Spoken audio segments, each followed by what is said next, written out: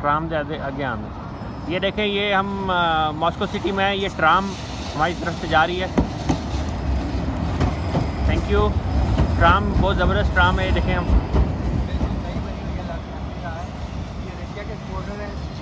You also came in the video.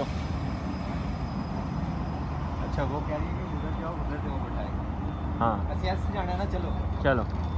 और ये ऊपर मोनो रेल है जिससे हम पहले आए थे, और अभी हमने सोचा कि हम जो है ट्राम से जाएंगे। और ये देखें, ट्राम में अभी रोड क्रॉसिंग हो रही है। उधर भी कोई अच्छी जगह है, लेकिन मेरा ख्याल है हम लोग कल आएंगे, अभी थक गए हैं। रात के तकरीबन 9:30 हो चुके हैं, हमने खाना भी खाना है। और ये देखें, बहुत मज़ा आ रहा है, बहुत इंजॉय कर रहे हैं। ये हम लोग वहीं से गुज़र रहे हैं अभी। ये स्पेस मोनूमेंट कुछ करके नाम था, मुझे जहन में नहीं है। ये ट्राम के स्टेशन पे अभी हम लोग जा रहे हैं।